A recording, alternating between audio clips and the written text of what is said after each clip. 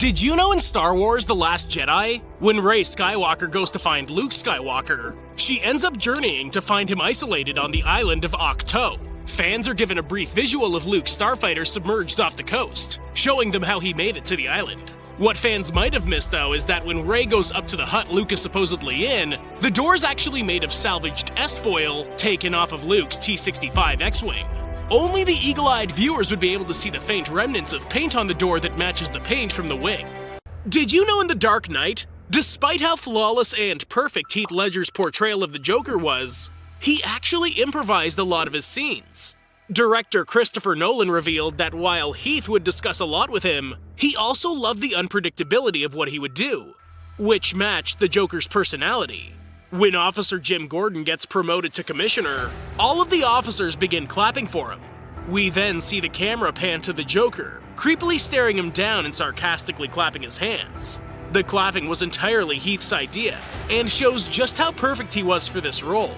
But, did you know in The Mummy, Brendan Fraser, who's recently been praised for how much he put his body on the line making his earlier movies, with The Mummy as no exception, had a near-death experience while filming?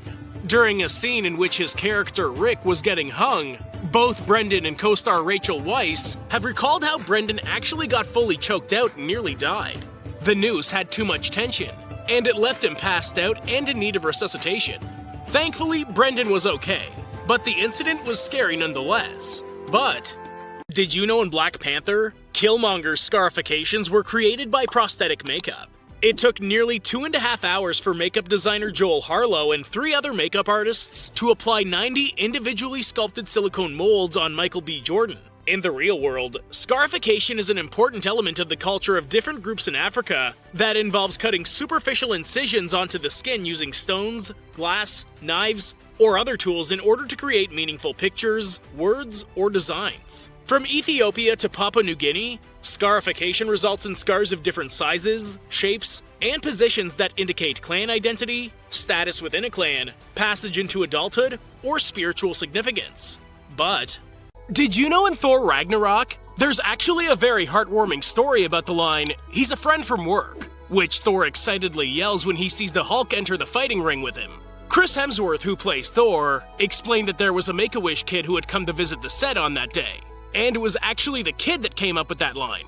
The cast and crew loved it so much that it was added to the movie and has since become one of the film's funniest and most quoted lines. It was even used in one of the film's first teaser trailers. Did you know in It Chapter 2, the scene where Bill meets the shopkeeper to buy his old bike at the Derry Antique Shop was actually written as sort of a gag? In the script, they actually described the shopkeeper as someone that looks like Stephen King. Eventually, they were actually able to get Stephen King to play the role of the shopkeeper. Did you know in Paranormal Activity, the film was shot for only $15,000, which is nothing when it comes to movie-making budgets. And once Paramount acquired it, they had an additional $200,000 for modifications on the film.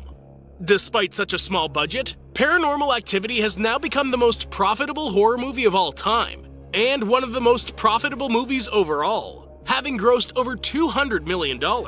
But, did you know in The Terminator? In what would have been a disturbing turn of events, James Cameron actually met with another famous name before casting Arnold Schwarzenegger in what's now one of the most iconic film roles, The Terminator. Before retiring from American football and the alleged murders, it turns out O.J. Simpson was actually considered to play the Terminator due to his size and physique. However, director James Cameron gave the role to Arnold because he felt O.J. was too nice to be believable as a killing machine. Upon reflection, for many reasons, a wise choice. But